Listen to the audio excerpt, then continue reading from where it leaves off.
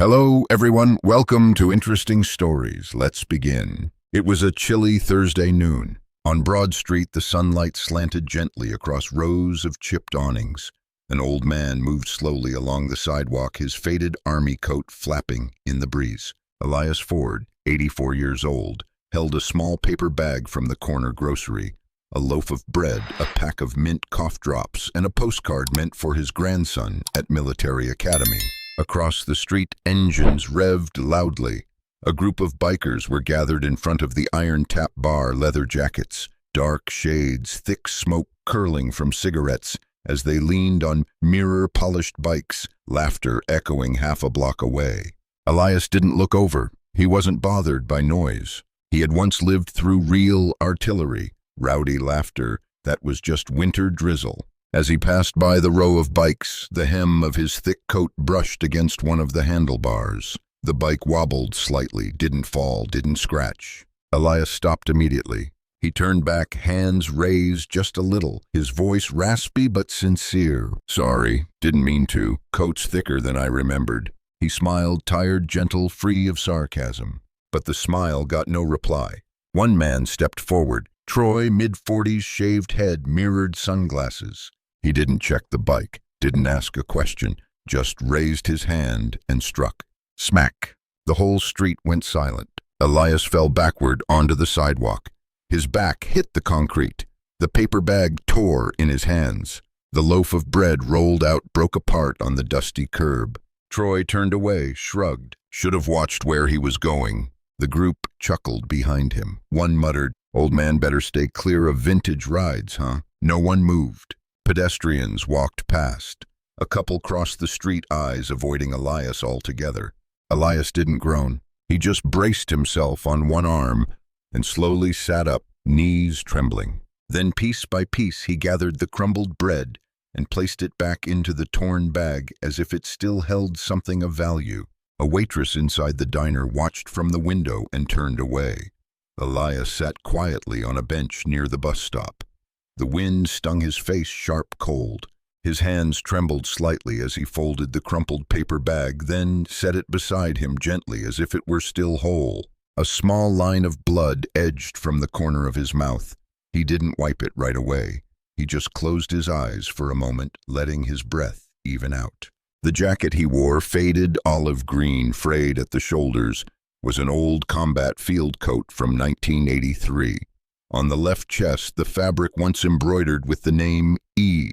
Ford had faded to a blur, as if even his name was being erased by time. A kid on a bike rode by, glanced back, and kept pedaling, pretending not to see.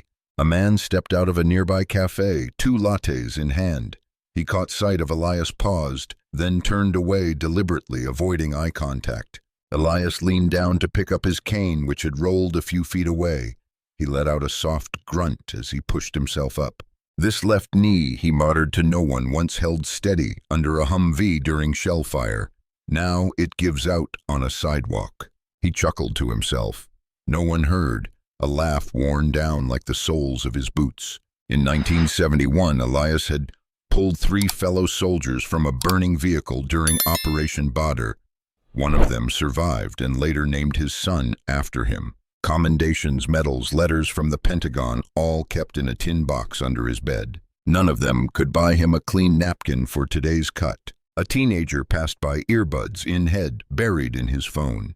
Elias raised his hand slightly, a gesture once universal for, "Can you give me a hand?" The boy didn't see it, or maybe he did and chose not to. Elias didn't curse, didn't blame. He just looked down at his own hands, thick, calloused, speckled with liver spots, hands that once secured an Apache's rotor in the freezing dark, now holding onto a torn loaf of bread like it was the last piece of his dignity. Elias remained on the old bench, one hand resting lightly on his cane. The midday air carried a cocktail of gasoline, cigarette smoke, and indifference. Around him the world moved on as if nothing had happened. But he didn't need witnesses. He only needed one person, someone who would remember. From inside his coat, Elias pulled out an old flip phone. Its screen was scratched, the rubber keys worn smooth. He powered it on. The dim blue glow revealed just one saved contact, Falcon 1, emergency only. He stared at the name for a long moment. His breath slowed. No one nearby asked who he was calling. No one cared. And that was exactly why he pressed the button. 2 rings, then a voice, low, steady, no introduction needed. Falcon 1, go ahead. Elias, you busy, Mason? Always ready, Dad. A pause. Elias didn't explain, didn't describe. He just said softly, it happened. I'm sitting here, but some things shouldn't be left alone. On the other end, Colonel Mason Ford, commander of a Special Forces unit, didn't need clarification. His father had never dialed that number unless it truly mattered. Are you hurt? Just a slap, but not to the face. Silence on the line, 3 seconds. Then, I'll be there in 15. Elias closed the phone, set it on his lap. Not anxious, not angry, just waiting like someone at a stop only they can see. Across the street, the laughter hadn't stopped. Troy, the man who struck him, leaned back in his bar stool, boasting, "That old guy walked straight into my bike. Probably hasn't looked up since 1990. Elias closed his eyes and let the wind brush his face.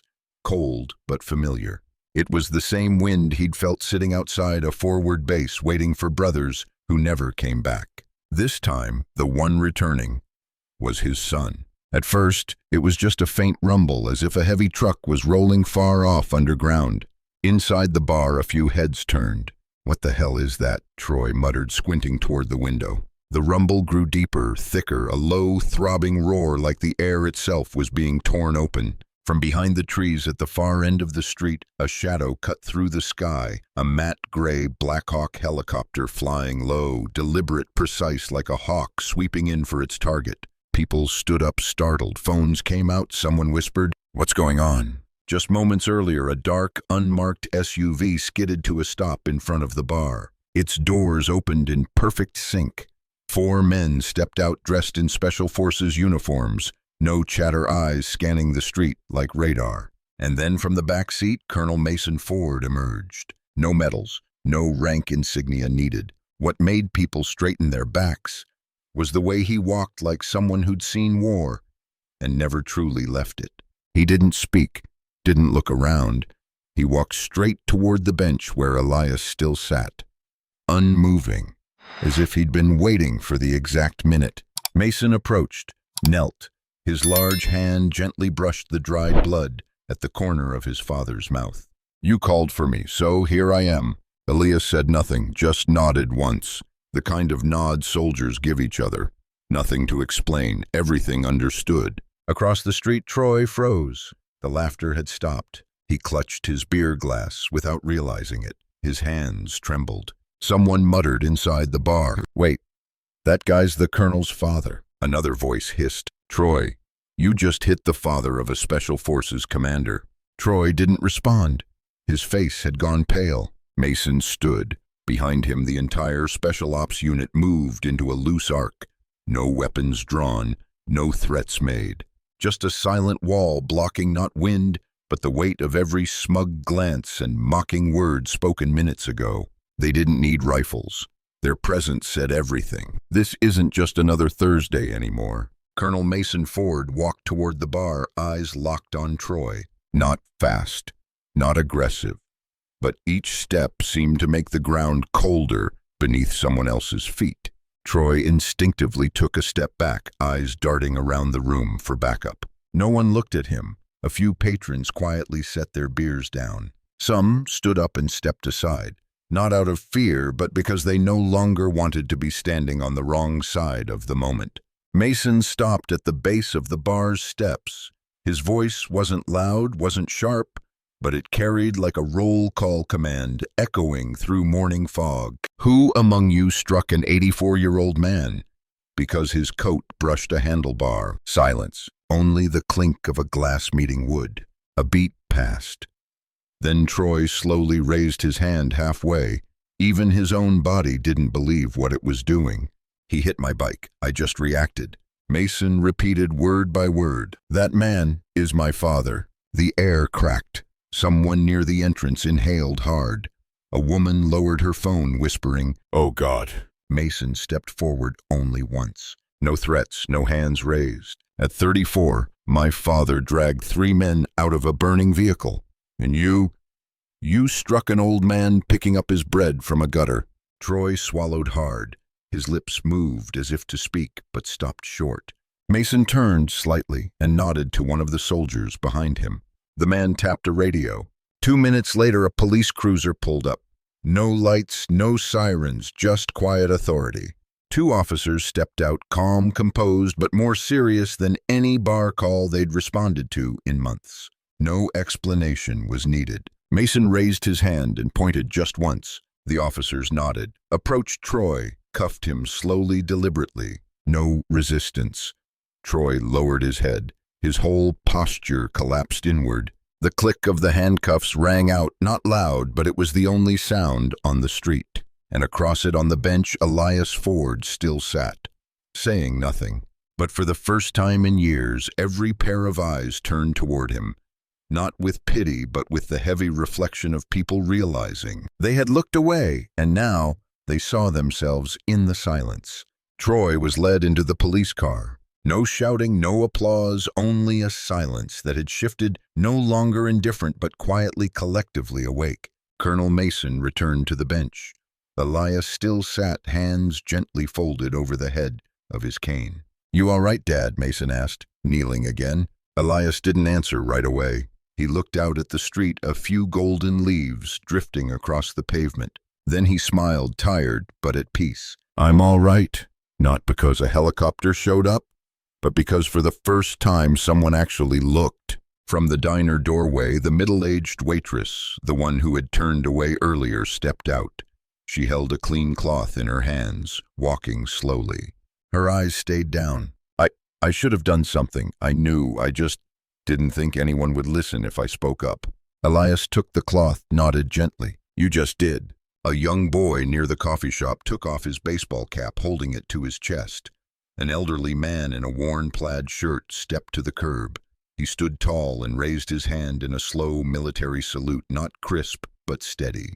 Then another and another. No one called for it, no one organized it. They simply stood. A line of people, quiet, still, eyes fixed on Elias.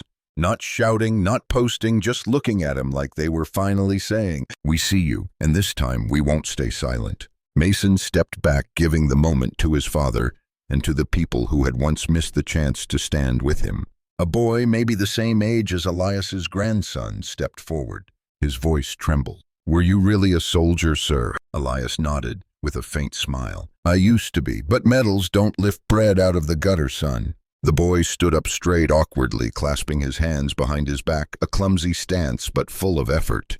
No one clapped, no chants, no hashtags. Just a small street for a few brief minutes, remembering what it meant to live rightly. 3 days later, the flag at City Hall was lowered to half-staff in the morning, then raised again at noon. Not to mourn the dead, but to honor someone the town had once forgotten, Elias Ford. He had been invited by the mayor to a small community ceremony in the town's central park, and for the first time in years, he didn't say no.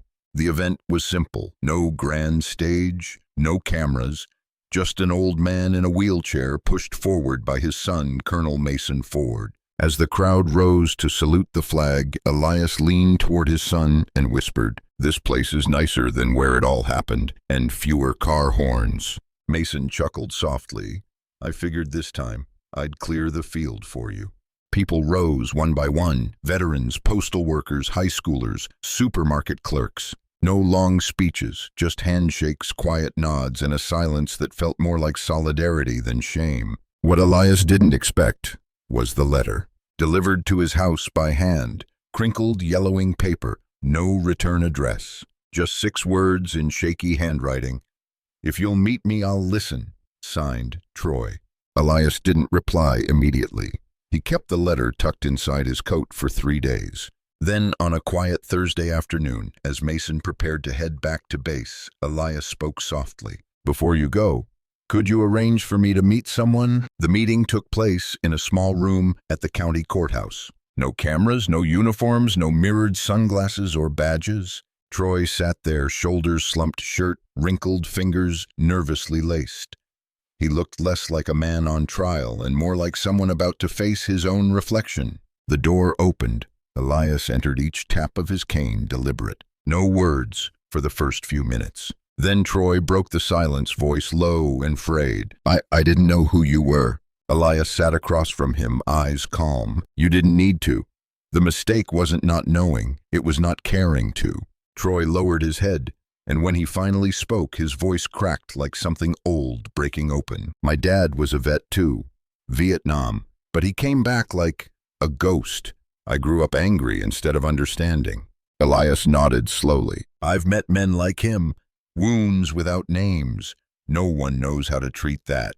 Troy pulled out a paper, slid it across the table. I've started therapy, signed up to volunteer at the Veterans Center downtown. Not for a lighter sentence, I just need to do something that matters. Elias glanced at the form, then met Troy's eyes. You won't earn forgiveness in a day, but every time you show up, that's one step closer. Troy nodded, swallowing the weight of his tears. I'll keep showing up weekly, no words, just action. No one took a photo of that meeting. There was no viral video. But that day, 2 men walked out of that quiet room taller than they walked in. 6 months later, the corner where everything began no longer looked the same. On the old brick wall behind the bar, a bronze plaque had been installed beneath a simple awning. In honor of Elias Ford, the man who stood when the world turned away. Below that, in deeper lettering, he never asked to be seen. He simply remained.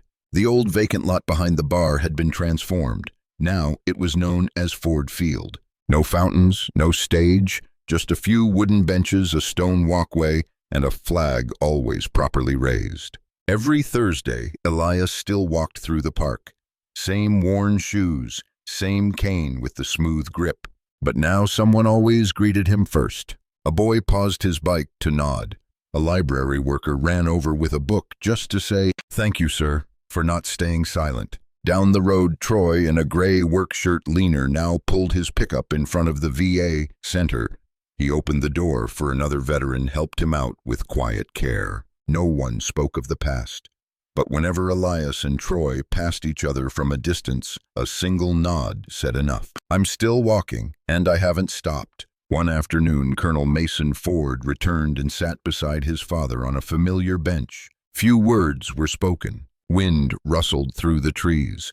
A small flag on a child's bike fluttered in the breeze. You taught them something, Mason said softly. Not with speeches, just by sitting still and not falling over. Elias watched the child tying a flag to his handlebars and smiled. They didn't learn it from me, son. They just remembered something they'd forgotten too long ago.